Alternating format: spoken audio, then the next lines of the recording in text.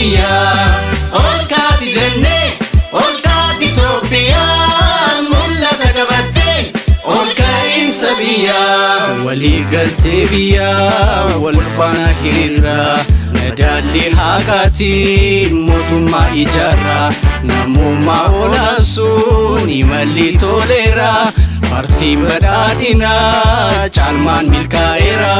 idaarraa mindaatiin nu ceesisaa jira maraan martoo idaa hambisuuf biyyarraa madaalli haqaatiin Itoophiyaa ijaarraa yoomuu badhaadhinni injifannoon waaraa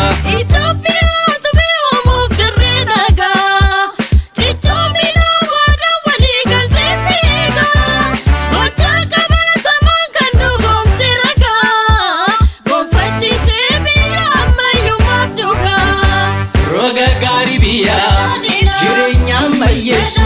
halkanii fi guyyaa hojiidhaan dabarsu biyya humna guutu misoomaaf hiriirsu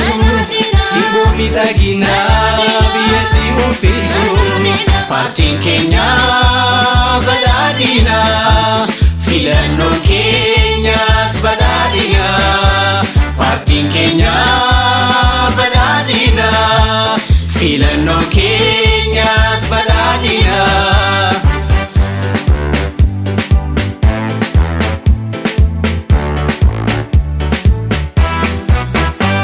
bu'uura kaleessaan boruu kan tilmaamu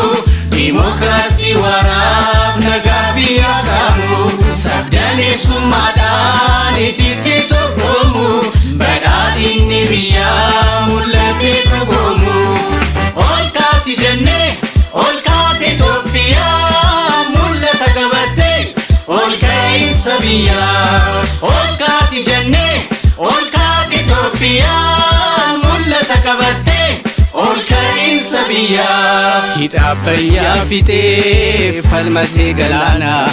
olaa cuufaa banuuf duukaa bu'ee faana aantummaa sirnaatiin olaansee imaanaa hundarraa gobanee paartiin badhaadhinaa sirna dijitaalaa Itoophiyaaf diriirsee huuqamaa fi aantummaa uummata olaansee bulchiinsa gaariitiif ga'oomsa fooyyessee imala qajeelaa idaa mindaa teessisee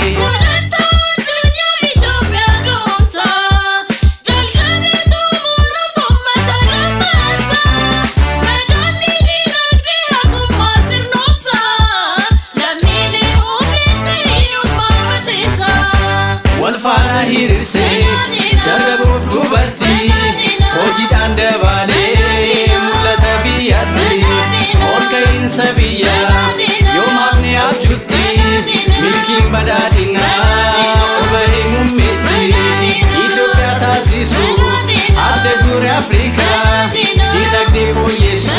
injifachuuf morkaa wabii biyyoolessaa guddina sadarkaa tumsi badhaadhinaa filannoon si harkaa